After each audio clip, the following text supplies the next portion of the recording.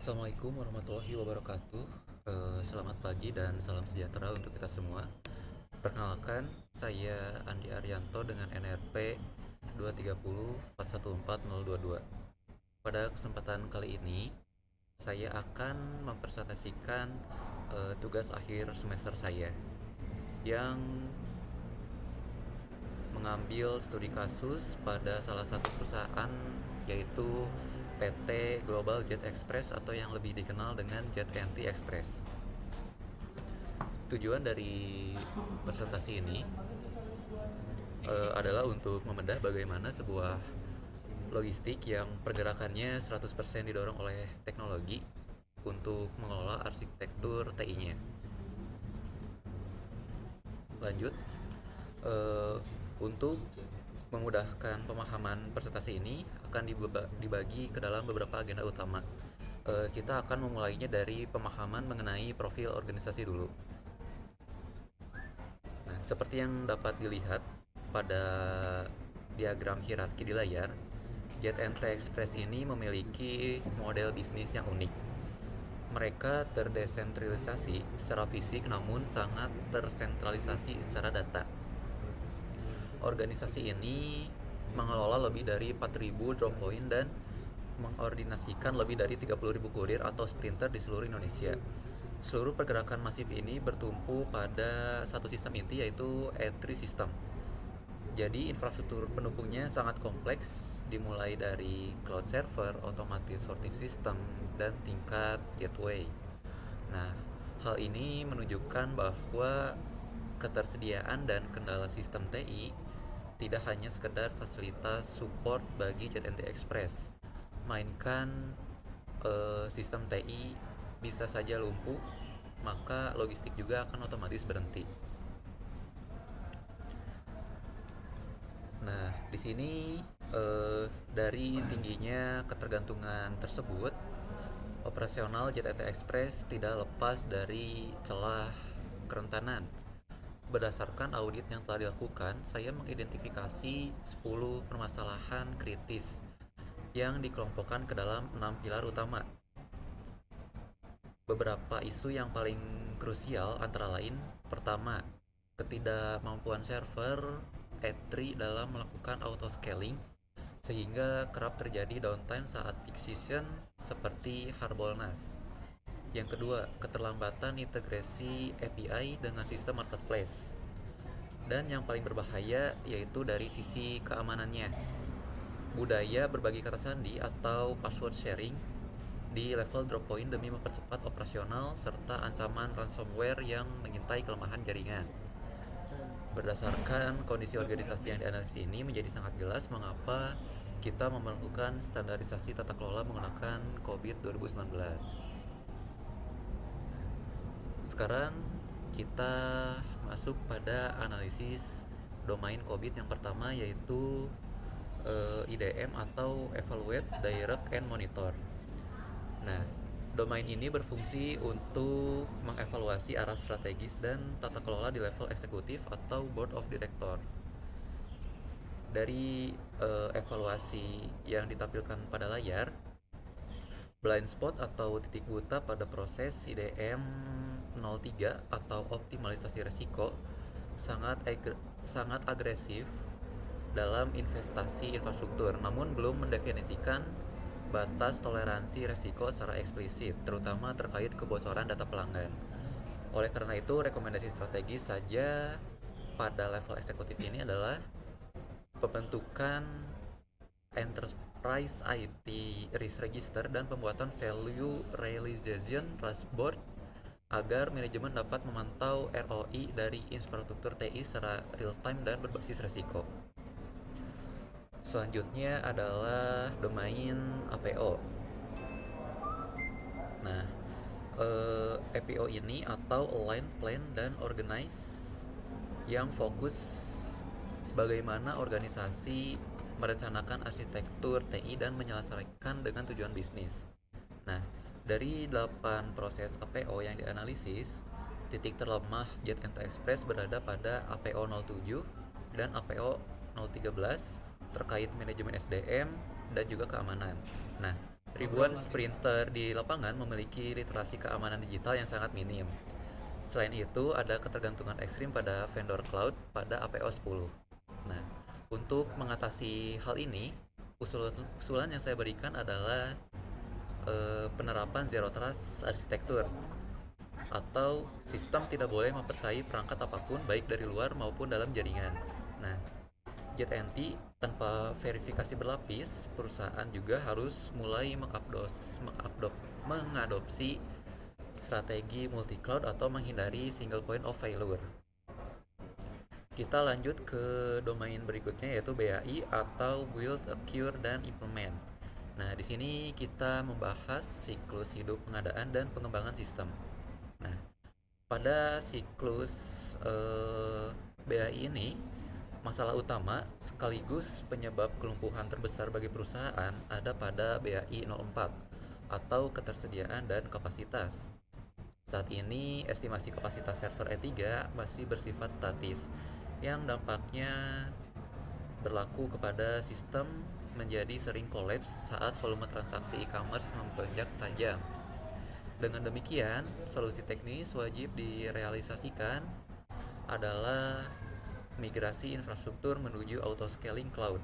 Jadi sistem harus mampu menambah kapasitas server secara otomatis saat beban traffic tinggi-tingginya dan menurunkan kembalinya saat traffic normal.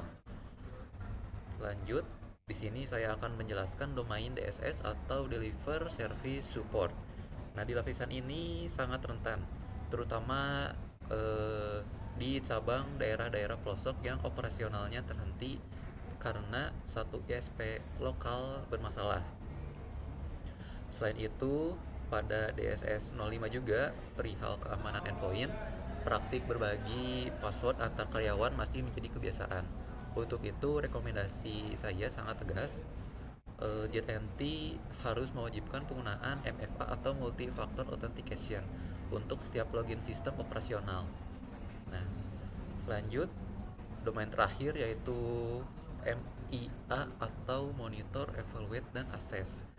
Domain ini memastikan bahwa seluruh proses TI termonitor dan patuh terhadap regulasi hukum yang berlaku. Nah, dari indikator dashboard kepatuhan hukum, proses MIA ini kita bisa melihat bahwa JNT Express mengelola jutaan data pribadi masyarakat Indonesia dan terikat kuat dengan Undang-Undang Perlindungan Data Pribadi. Tapi sayangnya, kontrol audit di tingkat cabang masih sangat lemah. Oleh karenanya, organisasi harus segera membentuk tim kepatuhan data khusus dan menjadwalkan audit operasional baik secara logika maupun fisik secara kuartalan. Nah, berdasarkan hasil analisis dari kelima domain sebelumnya, kita dapat memetakan posisi JNT Express saat ini. Mari kita perhatikan grafik batang pada layar. Nah, garis berwarna pada grafik mempresentasikan kondisi current atau saat ini.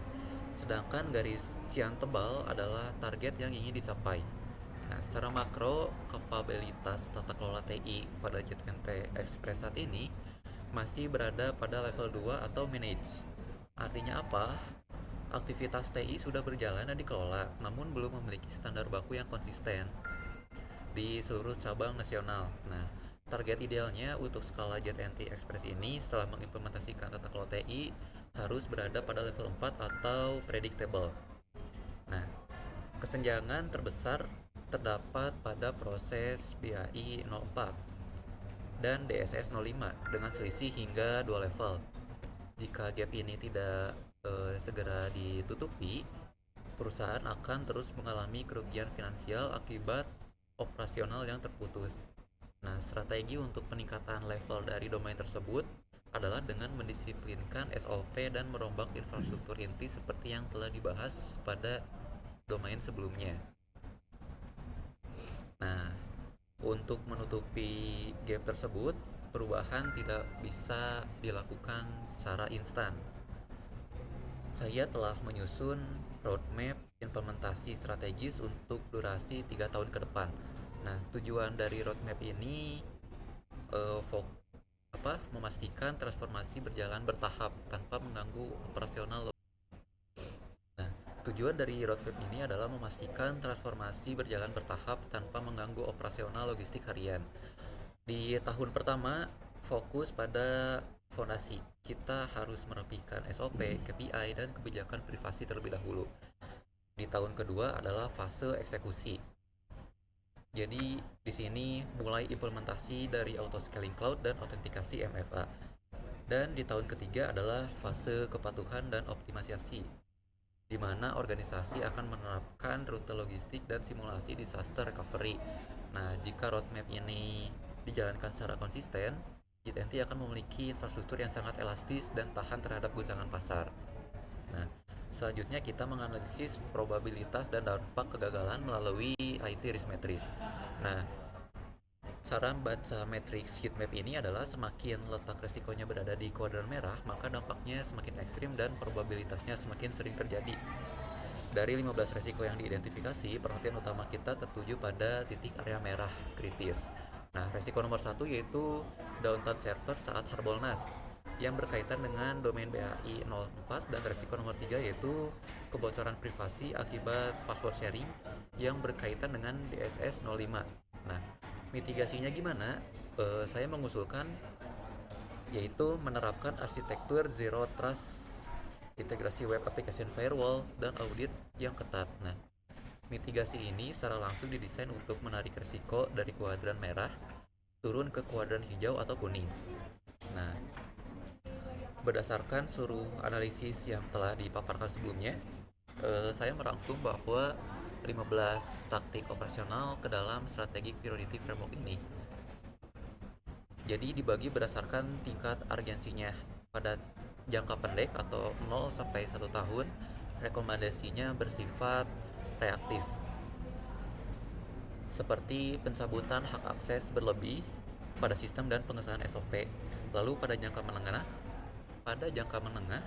1 sampai 2 tahun, perusahaan mulai membangun sistem baru seperti modernisasi API dan IT Asset Management atau ITAM. Dan pada jangka panjang 2 sampai 3 tahun, rekomendasi difokuskan pada ketahanan jangka panjang seperti implementasi multi cloud dan pengesahan enterprise risk management. Nah, sebagai kesimpulan dari presentasi ini, perusahaan JNT Express telah memiliki teknologi yang berkembang, namun tata kelolanya masih tertahan di level 2 atau manage. Nah, tanpa adanya pembenahan yang sistematis, ekspansi perusahaan akan selalu dibayangi oleh resiko lumpuhnya logistik akibat kelemahan pada domain IDM dan DSS. Nah, penerapan framework COVID 2019 ini memberikan blueprint perbaikan yang jelas, mulai dari implementasi apa saja yang perlu diprioritaskan oleh JTNT Express ini, dan investasi TI pun tidak perlu dipandang sebagai pengeluaran semata, melainkan sebagai mesin pertumbuhan logistik yang aman, prediktif, dan taat hukum. Baik, demikian presentasi analisis tata kelola TI menggunakan COVID 2019 pada studi kasus perusahaan JTNT Express. Melalui ini, saya juga telah menautkan ke dokumen laporan selengkapnya untuk bahan evaluasi. Terima kasih yang sebesar-sebesarnya kepada Ibu atas bimbingan dan ilmunya selama 1 semester ini, serta kepada rekan-rekan yang telah menyimak. Mohon maaf apabila terdapat kekurangan dalam penyampaian. Saya Andi Arianto, pamit undur diri. Wassalamualaikum warahmatullahi wabarakatuh. Selamat beraktivitas kembali.